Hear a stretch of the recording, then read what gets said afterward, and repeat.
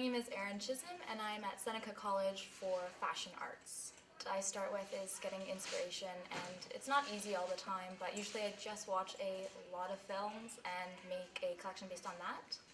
At first I make like an outline, a line drawing of a sketch, and then I plug it into Photoshop to do coloring and shading, and then we have to do what is called a technical drawing or a flat drawing, which is the exact representation of what the garment is going to look like, and that we do on Adobe Illustrator, and it's really boring and annoying to try and take something really creative and make it really mathematical and precise. Then we move into pattern drafting, which is like the template, and we start to manipulate the different blocks to get the dresses and pants and such. And then we move into the actual construction, which is my least favorite part and probably my worst strength and weakness. So then after that we have like 4 to 5 fittings, and then hopefully the garment is made. Usually I'm doing everything other than actually modeling. So in my past photo shoot I did the makeup, the styling, the designing, and the photography. So I'm wearing a lot of different hats, which is kind of stressful, especially when you have to rely on your friends to do the modeling, who it gets a bit awkward when you're not exactly sure what you're doing. But in the end, I think the result was pretty good.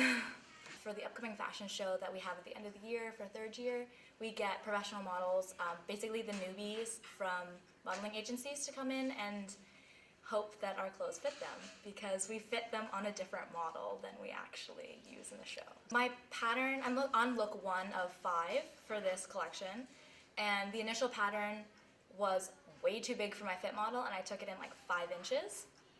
And so that will fit her, but it won't necessarily fit the girl that I'm going to actually have wearing it. For our fashion show, we will not be able to be spectators. We have to be backstage and help our classmates dress their models, and then help the models get out of the clothes. So we might not even necessarily be dressing our own models in our own clothes. So that kind of raises other issues. If you have an interesting and weird closure, or if there's some kind of weird piece on your garment, it may not be put on right, and then it'd be walking down the runway wrong, which is terrible. So the fashion industry is very competitive.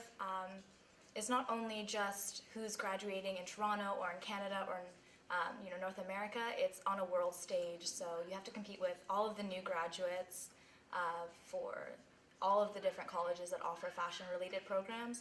And then also there's this giant portion of people who have been in the industry for about 15 years and are now being laid off or are looking for other work because they can't really move up in the company, but they have all this experience, and so we're competing with them now for the lower paying jobs and the less skilled work, which is kind of scary because essentially I have no job security, and it's very much up to me to make my own possibilities and make my own opportunities.